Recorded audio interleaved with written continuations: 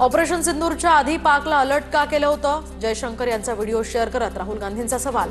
तर तथ्य पूर्णपणे चुकीच्या पद्धतीने सादर केलं जात आहे. परराष्ट्र मंत्रालयाकडून स्पष्टीकरण. राहुल गांधी ज्या पद्धतीने बोलतायत त्यावरून राहुल गांधींचा सेनेवर अविश्वास दिसतोय. राहुल गांधींनी सवाल उपस्थित केल्यानंतर मुख्यमंत्री फडणवीसांची टीका. सुन ले बेटा पाकिस्तान, बाप है तेरा हिंदुस्तान. नागपूरच्या खापरखेडा इथल्या तिरंगा यात्रेमध्ये फडणवीसांचं विधान. केंद्रीय गृहमंत्री अमित शहा अहमदाबादमधील तिरंगा रॅलीत सहभागी. ऑपरेशन सिंदूरच्या विजयानंतर भारतीय सेनेच्या समर्थनार्थ देशभरात तिरंगा रॅलीचं आयोजन. खासदारांच्या 7 टीम परदेशात जाणार, तर 2 टीम्सचं नेतृत्व महाराष्ट्राकडे. श्रीकांत शिंदे आणि सुप्रिया सुळेंच्या नेतृत्वात खासदार आणि अधिकाऱ्यांची 2 टीम परदेशवारी करणार. ऑपरेशन सिंदूर संदर्भात माहिती देणार.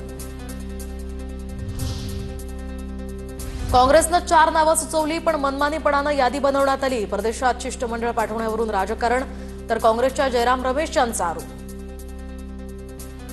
उम्मीद के साथ हमने नाम दिया कि आपने 4 नाम मांगा है, हमने आपको 4 नाम दिया है, इनको शामिल कीजिए. हमने किसी को रोक नहीं लगाया. हमने नहीं कहा है कि हम इसका बहिष्कार करेंगे. हमने नहीं कहा. एका शिष्टमंडळाचं नेतृत्व आम्हाला द्यायला हवं होतं, मात्र भाजपनं परदेशात जाणाऱ्या शिष्टमंडळाचा विषय राजकीय केला. तर इंडिया आघाडीनं वऱ्हाडावर बहिष्कार घालायला हवा होता. राऊतांचा हल्लाबोल. खरं म्हणजे शिष्टमंडळाचं एका शिष्टमंडळाचं नेतृत्व करायची संधी आम्हाला मिळायला पाहिजे.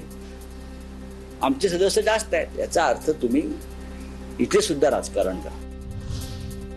श्रीकांत शिंदे परदेशात जाऊन देशाची काय बाजू मांडणार? इतक्या घाईनं शिष्टमंडळ पाठवायची गरज नव्हती. राऊतांची टीका. तुमच्या महाराष्ट्रातले मुख्यमंत्री उपमुख्यमंत्र्यांचे चिरंजीव आहेत ना, एका शिष्टमंडळाचे प्रमुख आहे. आता हे महाशय परदेशात जाऊन देशाची काय बाजू मांडणार? काय मांडणार?